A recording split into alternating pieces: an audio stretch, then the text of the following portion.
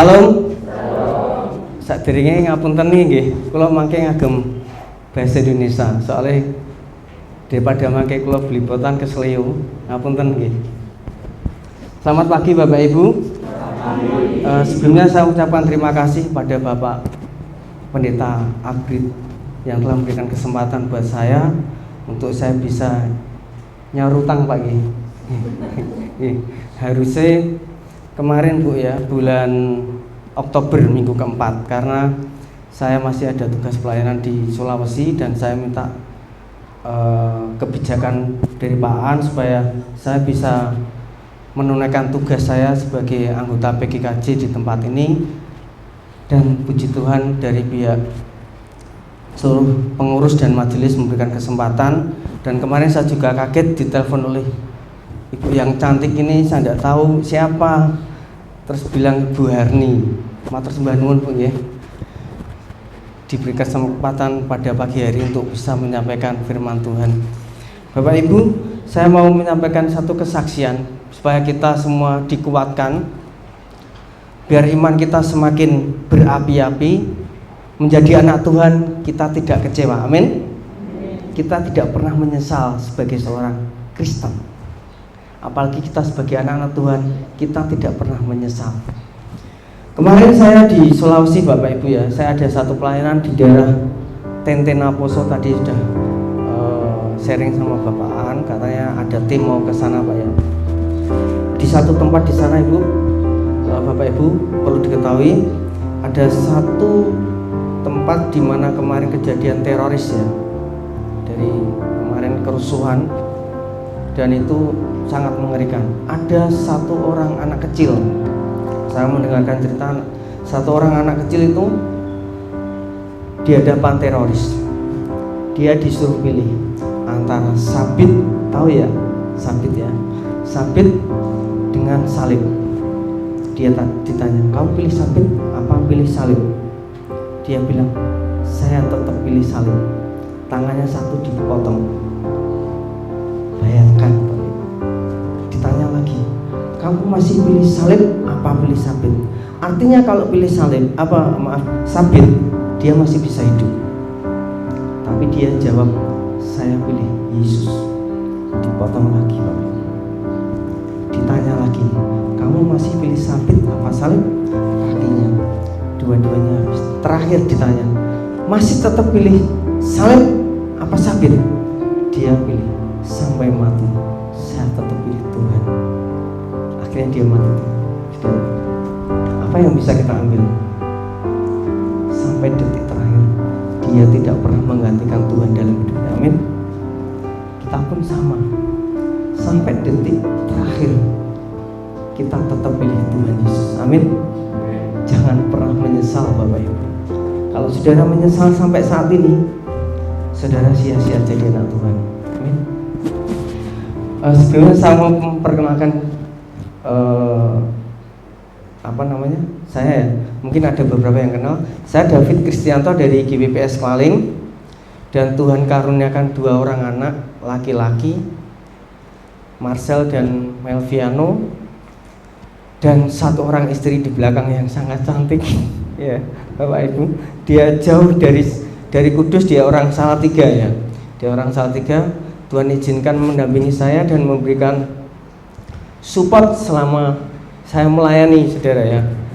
Dulu Bapak Ibu, dia tidak setuju saya jadi seorang hamba Tuhan ya, karena hamba Tuhan tuh enak ya Pak. Enak sekali ya saudara, enak sekali ya.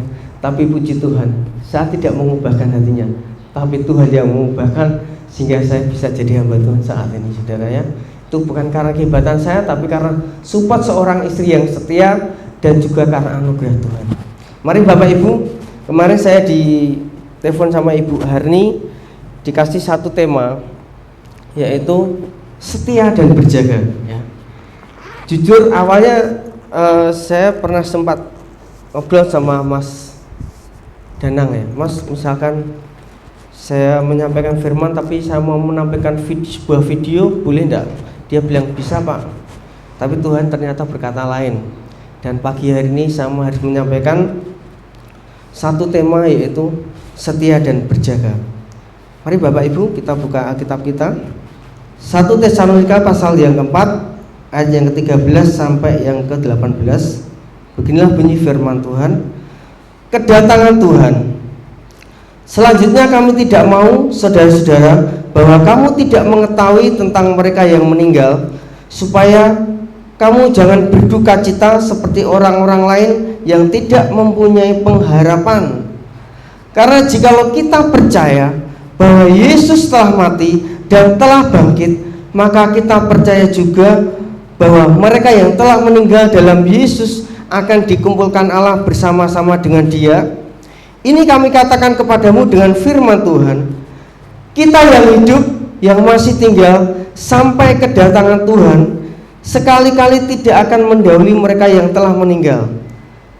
Sebab pada waktu tanda diberi, yaitu pada waktu penghulu malaikat berseru dan sangkakala Allah berbunyi, maka Tuhan sendiri akan turun dari surga, dan mereka yang mati dalam Kristus akan lebih dahulu bangkit.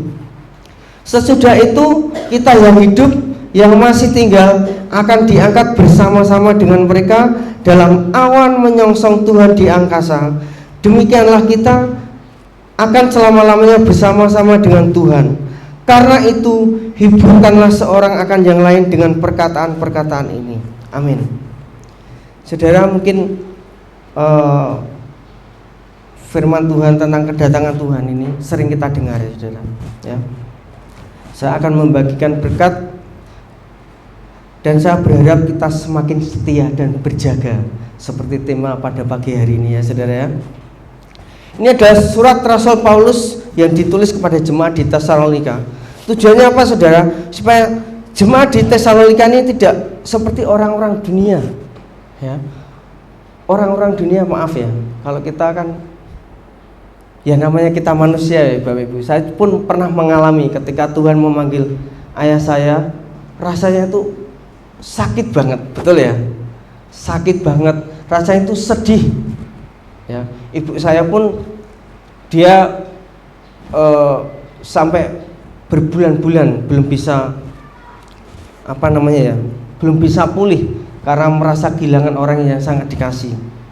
Memang saudara, secara kedagingan betul, tapi kita sebagai anak-anak Tuhan, Rasul Paulus mengatakan apa? Kita jangan berduka cita seperti orang-orang dunia yang tidak memiliki pengharapan ya. Tadi saya contohkan seorang anak kecil, dia rela mati karena dia tahu apa saudara? Ketika dia Tuhan panggil, dia akan kembali kepada Tuhan. Amin. Sama, kita semua itu nantinya setelah kita meninggal, kita akan kembali kepada Tuhan. Kita memang dari debu dan tanah saudara ya. Tubuh kita akan kembali kepada tanah, tapi roh kita kembali kepada Tuhan ya saudara. Kenapa kok Rasul Paulus menulis surat seperti ini? Karena jemaat di Tesalonika memiliki anggapan yang salah saudara ya. Kita sebagai manusia pun sama. Ketika kita memiliki pemahaman yang salah ya, kita memiliki pemahaman yang salah, kita pasti akan menghasilkan sikap yang salah. Benar tidak? Dari sikap yang salah akan menghasilkan suatu tindakan yang salah pula. Dan dari tindakan yang salah akan menghasilkan hasil yang salah. Awalnya apa? Pemahaman yang salah. Tetapi ketika kita memiliki pemahaman yang benar, sikap kita pun benar. Dan dari sikap kita yang benar akan menghasilkan suatu tindakan yang benar pula. Dari tindakan yang benar tidak mungkin menghasilkan tindakan yang salah. Otomatis hasilnya benar. Benar ya Bapak Ibu ya. Nah, kalau kita melihat membaca tadi ya dari 1 Tesalonika pasal yang keempat ayat yang ke-13 sampai yang ke-18 saudara ya. Kita semua tahu kedatangan Tuhan itu adalah sebuah kepastian. Amin. Amin. Kedatangan Tuhan adalah sebuah kepastian. Tetapi tentang kapan waktu kedatangan Tuhan itu kita tidak tahu. Itu juga sebuah kepastian. Artinya apa? Ketidaktahuan kita tentang kapan waktu kedatangan Tuhan adalah sebuah Di sini ada yang tahu kapan kira-kira Tuhan datang?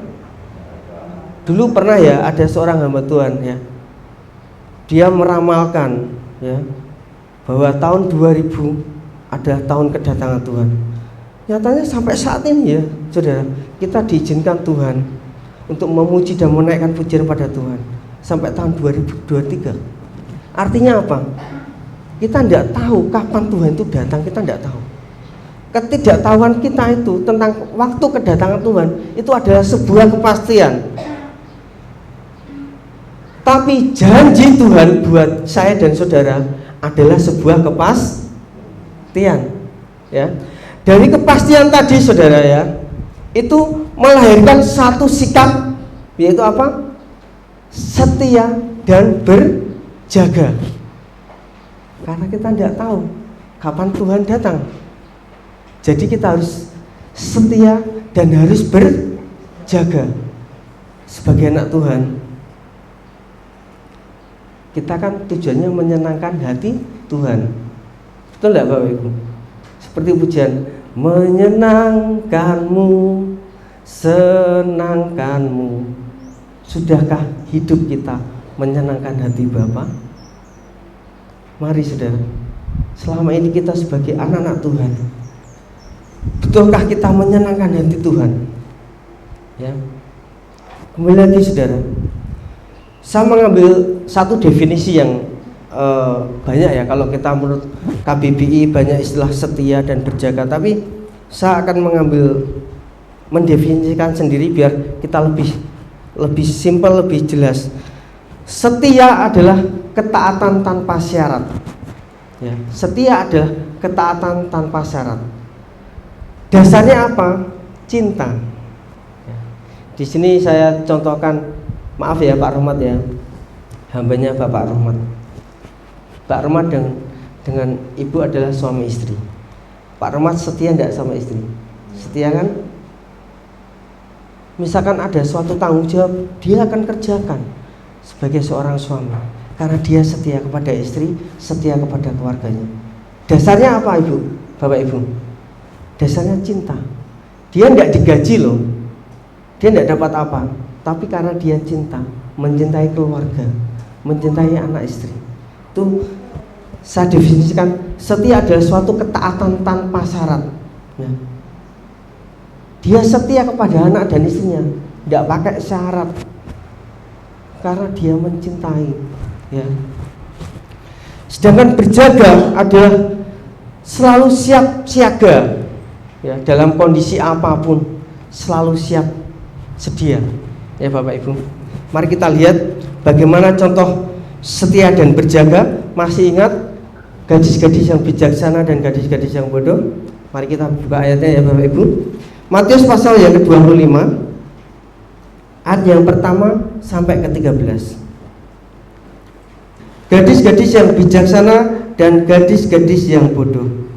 Pada waktu itu hal kerajaan surga seumpama 10 gadis yang mengambil pelitanya dan pergi menyongsong mempelai laki-laki. 5 diantaranya bodoh dan 5 bijaksana. Gadis-gadis yang bodoh itu membawa pelitanya tetapi tidak membawa minyak. Sedangkan gadis-gadis yang bijaksana itu membawa pelitanya dan juga minyak dalam buli-buli mereka. Tetapi karena mempelai itu lama tidak datang juga, mengantuklah mereka semua lalu tertidur. Waktu tengah malam terdengarlah suara orang berseru, "Mempelai datang, songsonglah dia." Gadis-gadis itu pun bangun semuanya lalu membereskan pelita mereka. Gadis-gadis yang bodoh berkata kepada gadis-gadis yang bijaksana, "Berikanlah kami sedikit dari minyakmu itu, sebab pelita kami hampir padam." Tetapi jawab gadis-gadis yang bijaksana itu, "Tidak, nanti tidak cukup untuk kami dan untuk kamu. Lebih baik kamu pergi kepada penjual minyak dan beli di situ." Akan tetapi waktu mereka sedang pergi untuk membelinya, datanglah mempelai itu dan mereka yang telah siap sedia masuk bersama-sama dengan dia ke ruang perjamuan kawin, lalu pintu ditutup. Kemudian datang juga gadis-gadis yang lain itu dan berkata, "Tuan, Tuan, bukakanlah kami pintu." Tetapi ia menjawab, aku berkata kepadamu, sesungguhnya aku tidak mengenal kamu.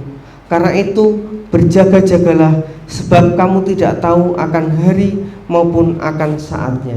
Amin. Saudara, di sini kita bisa melihat kisah gadis bijaksana dan gadis yang bodoh ya. Gadis yang bijaksana ini dia setia dan berjaga-jaga ya. Meskipun dia kelelahan, mengantuk, tapi dia masih tinggal di situ menanti sampai mempelai itu datang ya. Dan juga dia membawa pelita serta minyak dalam buli-buli ya saudara. Sedangkan kita tahu gadis yang bodoh dia hanya membawa pelita, tetapi dia tidak membawa minyak. Ya saudara, kita bisa melihat saudara, kesetiaan dan juga berjaga-jaga itu hanya bisa dikerjakan pribadi lepas pribadi saudara ya. Contoh, misalkan saya saudara, saya setia beribadah, saya setia melayani Tuhan, anak istri tidak setia, apakah dia dinyatakan dijamin bisa selamat? Tidak bisa saudara. Keselamatan itu hanya bisa dikerjakan pribadi lepas pribadi, masing-masing pribadi kita ya. Kita tidak tahu kapan Tuhan datang, kita tidak tahu kapan waktunya Tuhan datang saudara. Mari, ketika istri kita tidak setia, anak istri kita tidak setia, mari kita ajak bersama-sama untuk setia dan berjaga-jaga ya saudara. Jangan kita hanya mementingkan diri kita datang ibadah, kita setia melayani Tuhan, tapi kita melupakan keluarga kita. Itu adalah tugas kita saudara. Mungkin masih ada saudara kita yang belum setia kepada Tuhan. Tanggung jawab kita untuk mengajak mereka setia datang kepada Tuhan. Karena apa saudara? Karena keselamatan itu hanya bisa dikerjakan pribadi lepas pribadi. Keselamatan tidak bisa membonceng, oh bapakku setia ke gereja, nantinya aku bisa dibawa masuk ke surga. Tidak bisa saudara ya. Semua pribadi kita, masing-masing pribadi harus kita mengerjakan sendiri saudara. Kita bisa melihat di gadis yang bijaksana ini ya saudara, bisa kita mengambil contoh untuk kita selalu berjaga-jaga dalam kehidupan kita ya. Kita tidak tahu ya, sedikit kesaksian kemarin ya sudah. Mungkin di sini ada yang kenal Mas Roy ya. Dia penyiar kembaya di Madrasah Kudus ya. Dia masih muda saudara ya. Dia juga pelayan Tuhan di GKMI. Dia setia sekali saudara. Tapi kita tidak tahu kapan Tuhan datang. Padahal tanggal 25 rencana manusia dia mau tunangan saudara. Tapi Tuhan lebih mengasihi dia, dipanggil Tuhan terlebih dahulu ya saudara. Kita tidak tahu apa yang terjadi 1 jam ke depan dengan saya bagaimana, saya tidak tahu saudara. 1 bulan ke depan bagaimana saya tidak tahu. Tapi pagi hari ini firman Tuhan mengingatkan kepada kita semua saudara, untuk kita apa? Setia dan berjaga-jaga. Kedatangan Tuhan kita tidak tahu, tapi kedatangan Tuhan itu adalah suatu kepastian. Mari kita semua jemaat yang dikasih Tuhan, kita harus setia dan berjaga-jaga. Lah sekarang gimana untuk kita siap dan untuk kita berjaga-jaga untuk kedatangan Tuhan? Hidup kita itu harus dikuduskan dulu saudara. Hidup kita harus disempurnakan. Supaya apa? Supaya kita layak. Supaya ketika Tuhan datang, hidup kita sudah disempurnakan. Oleh siapa? Oleh Tuhan. Kita baca di 1 Tesalonika pasal yang kelima saudara, ayat yang ke-23 dan 24. Supaya ketika kedatangan Tuhan, hidup kita sudah layak di hadapannya ya. Siapa yang menguduskan? Tuhan sendiri saudara ya. 1 Tesalonika pasal 5 ayat yang ke-23 dan 24. Salam, semoga Allah damai sejahtera menguduskan kamu seluruhnya, dan semoga roh, jiwa, dan tubuhmu terpelihara sempurna dengan tak bercacat pada kedatangan Yesus Kristus Tuhan kita. Ia yang memanggil kamu adalah setia, ia juga akan menggenapinya. Mari, supaya hidup kita layak di hadapan Tuhan, kita harus dikuduskan ya saudara. roh kita, jiwa kita, tubuh kita supaya terpelihara sempurna sampai kedatangan Tuhan, tidak bercacat, saudara. Sekarang bagaimana supaya hidup kita tidak bercacat, supaya hidup kita tetap kudus di hadapan Tuhan, saudara? Yang pertama yang perlu kita lakukan adalah sikap kita, hidup kita harus terus dalam pengharapan, ya. Tidak seperti tadi ya, jemaat di Tesalonika tadi tidak memiliki pengharapan di dalam Tuhan. Kita diingatkan supaya kita memiliki pengharapan, ya saudara. Karena kita tahu, saudara, meskipun Tuhan panggil saat ini ataupun besok, kita akan masuk ke dalam sukacita surga. Amin. Itu adalah pengharapan kita. Itu adalah janji Tuhan. Ketika Tuhan panggil, kita akan bersama-sama dengan Tuhan, ya. Yang kedua, saudara, bagaimana supaya hidup kita mencerminkan sikap untuk kita selalu siap, setia, dan berjaga-jaga. Kita menghidupi firman. Bagaimana caranya? Kita bangun hubungan pribadi dengan Tuhan, bangun keintiman kita dengan Tuhan lewat doa. Selama ini bagaimana pribadi kita, saudara? Orang Kristen mengatakan doa adalah nafas hidup orang Kristen. Benarkah nafas itu masih ada dalam hidup kita, saudara? Apakah kita kalah dengan saudara kita yang lain? Mereka punya apa ya istilahnya? Doa 5 waktu, Pak, ya. Kita bagaimana, saudara? Apakah kita berdoa hanya di saat kita mau makan? Apakah kita hanya berdoa di saat kita mau tidur? Apakah kita berdoa di saat kita dapat berkat saja, kita bersukacita? Ketika kita mendapatkan pergumulan yang berat, kita malah jauh dari Tuhan. Bagaimana? Mari kita introspeksi diri kita, saudara, ya. Firman Tuhan mengatakan, hidupi firman. Bangun hubungan kita pribadi, lepas pribadi kepada Tuhan.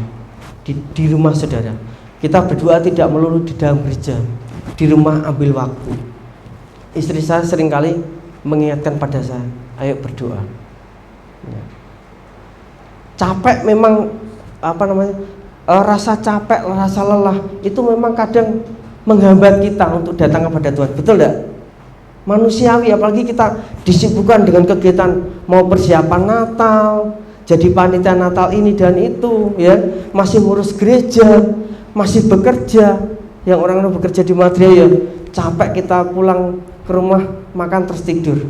Sudahkah kita pernah mengucap syukur secara pribadi kepada Tuhan? Mari, saudara, kita biasanya yang rajin berdoa ini adalah mbah-mbah, ya.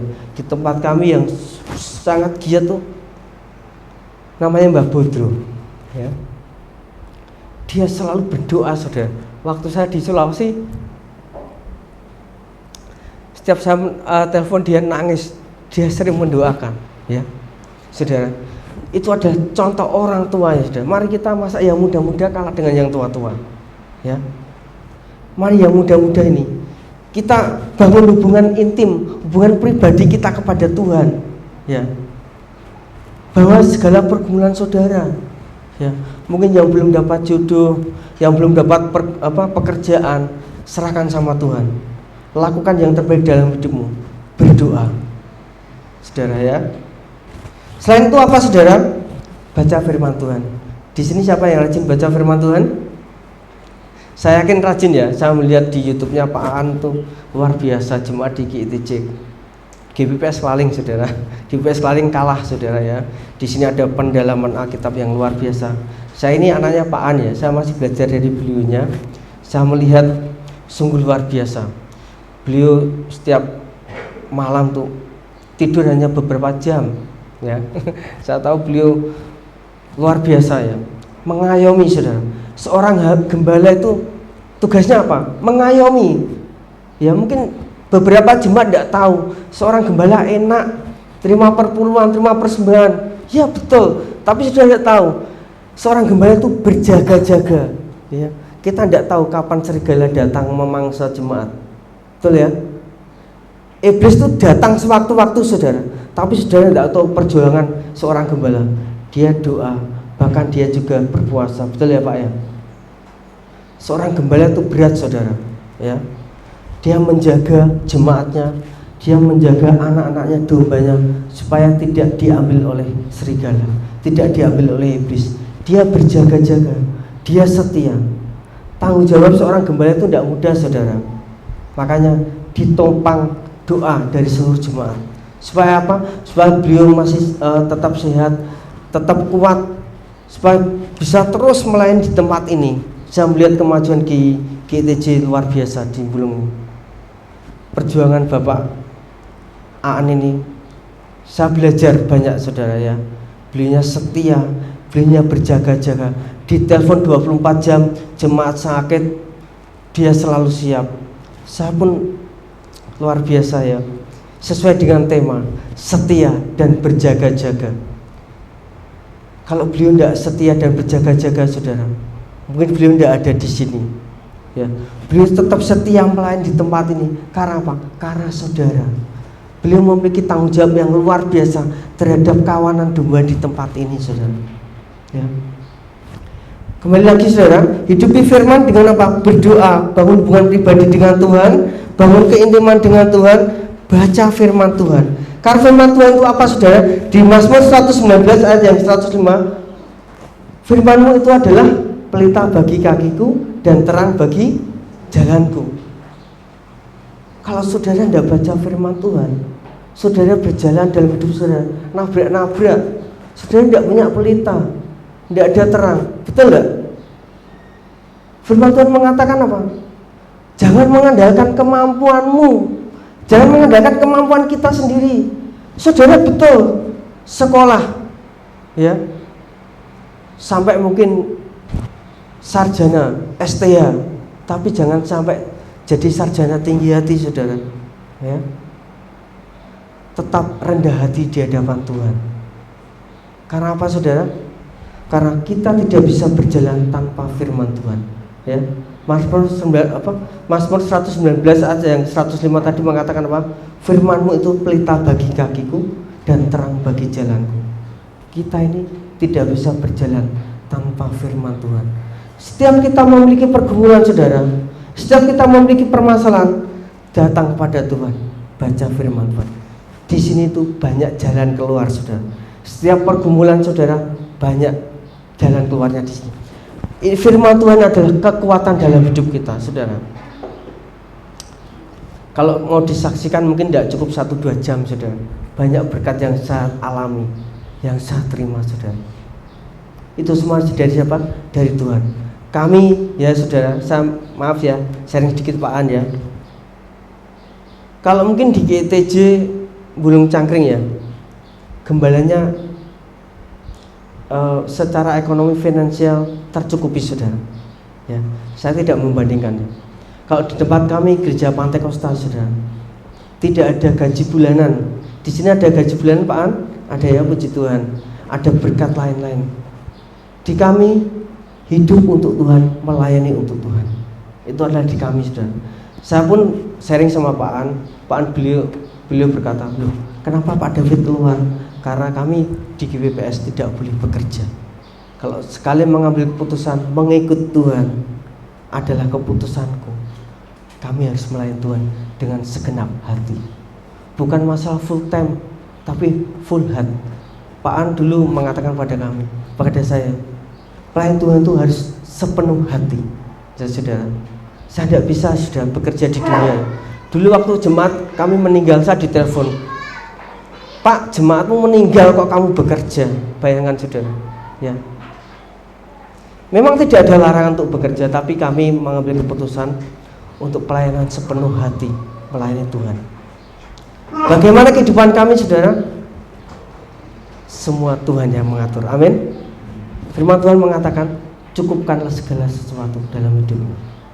Ya. Ketika kami butuh sesuatu saudara, Tuhan menyediakan. Ya. Saya pun tidak miskin-miskin banget ikut Tuhan saudara.